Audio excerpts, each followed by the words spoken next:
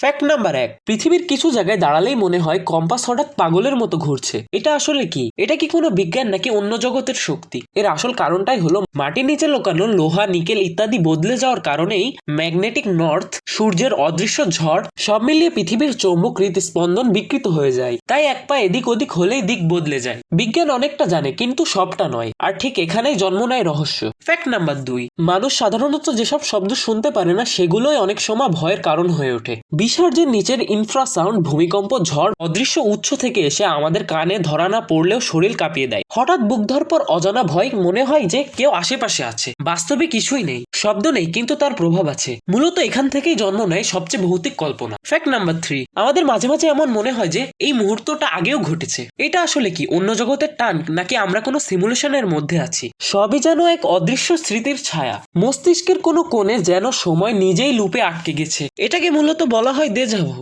Fact number 4, তুমি যখন কিছু ছবি দেখো হঠাৎ মনে হলো সেটি নড়ে উঠলো। এটি আসলে কি অন্য জগতের শক্তি নাকি মস্তিষ্কের ট্রিক? আসলে ছবি হলো স্থির, কিন্তু চোখ আর মস্তিষ্ক তোমাকে একসঙ্গে ধোঁকা দেয়। সামান্য নড়াচড়া, উজ্জ্বল ও গাঢ় রঙের খেলা, চোখের পাশের দৃষ্টি সব মিলিয়ে মস্তিষ্ককে ভুল বোঝায়। তখন ব্রেন ভাবতে থাকে এটা নড়ছে, কিন্তু সত্যি না। এই দ্বন্দ্বে মাথা ভার লাগে, চোখে চাপ লাগে, আর তুমি ভাবতে থাকো এটার মধ্যে নিশ্চয়ই অলৌকিক কিছু আছে।